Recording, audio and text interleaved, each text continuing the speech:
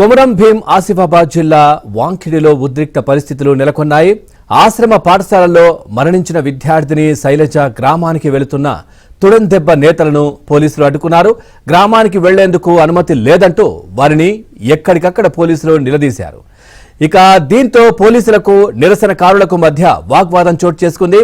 మృతురాలి కుటుంబానికి న్యాయం చేయాలని వారు డిమాండ్ చేశారు. దీంతో తుడందెబ్బ నాయకులను పోలీసులు అరెస్ట్ చేసి స్టేషన్కు తరలించారు.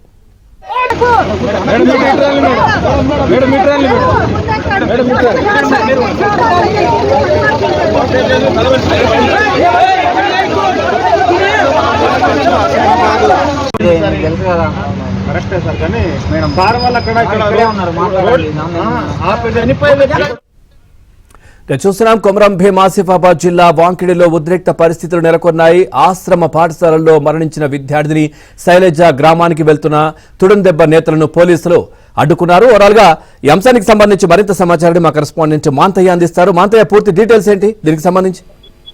పవన్, ప్రస్తుతం పరిస్థితి పూర్తిగా అదుపులోకి వచ్చింది. నిన్న రాత్రి నుంచి కూడా హైడ్రామా కొనసాగింది. పోలీసుల ఆంక్షలు, నిర్బంధాలు, ముందస్తు అరెస్టులతో అట్టుడికింది. అయితే గ్రామానికి వెళ్లిన ప్రజాప్రతినిధులు, ఎమ్మెల్సీతో పాటు స్థానిక ఎమ్మెల్యేలు, జిల్లా అధికారులు వెళ్లి శైలజ కుటుంబ సభ్యులు, గ్రామస్తులు చర్చలు జరిపారు. ఉదయం నుంచి కూడా జరిపిన చర్చలు ఫలించాయి. బాధిత కుటుంబానికి తక్షణము ఆర్థిక సాయంతో పాటు ఇంద్రమ్మ ఇల్లు ఇచ్చేందుకు అధికారులు హామీ ఇచ్చారు. అదేవిధంగా మంత్రి సీతక్క గ్రామానికి వచ్చి బాధిత కుటుంబాన్ని పరామర్శించి ఇతర సమస్యల పరిష్కారానికి హామీ ఇస్తారని చెప్పి కూడా చెప్పడంతో గ్రామస్తులు, కుటుంబ సభ్యులు కొంత వెనక్కి తగ్గారు. శైలజ అంత్యక్రియలు కూడా పూర్తయ్యాయి. ప్రస్తుతం నిన్న నుంచి కొనసాగిన ఆందోళనలు కూడా తెరపడ్డాయని చెప్పవచ్చు. వాస్తవానికి దాదాపు శైలజ ఫుడ్పాయిజన్తో అస్వస్థకు గురైనప్పటి నుంచి కూడా ఈ ప్రాంతంలో గిరిజన సంఘాలు, ఆదివాసీ సంఘాలు ఆందోళన నిర్వహించాయి. ఆశ్రమ పాఠశాలలో పరిస్థితి పూర్తిగా అదుపు తప్పింది. నాచు రకం సరుకులతో భోజనం వండడం వల్ల జరిగిందని చెప్పి ఆందోళన చేపట్టాయి.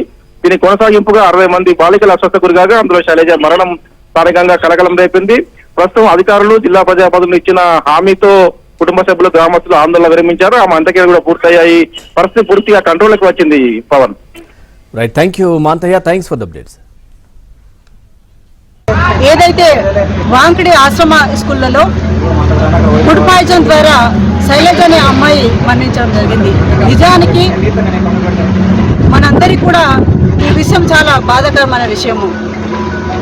ఈరోజు భారత రాజ్యాంగ దినోత్సవము, కానీ ఒక స్థానికంగా ఉన్నటువంటి ఆదివాసీ ఎమ్మెల్యే కోవ లక్ష్మమ్మను హౌస్ అరెస్ట్ చేయడము సిగ్గుచేటని చెప్పేసి భావిస్తూ ఉన్నాము. ఒక ఆశ్రమ స్కూళ్లలో ఈరోజు అన్యాయం జరుగుతుంది, ఫుడ్ పాయిజన్ అవుతుంది, విద్య, వైద్య మొత్తం కూడా నిర్లక్ష్యం చూపెడుతున్నారని చెప్పేసి ఇక్కడ ఉన్నటువంటి ప్రాంతంలో ఉన్నటువంటి మేమందరం కూడా ఆ అమ్మాయికి, ఆ కుటుంబానికి వెన్నంటుగా భరోసా ఇద్దామని చెప్పేసి వెళ్తున్న తరుణంలో ఇక్కడే పోలీసు అధికారులు ఆపుతున్నారు. ఏదంటే ఎవరిది ఇక్కడ తప్పు కాదు, ప్రభుత్వానికి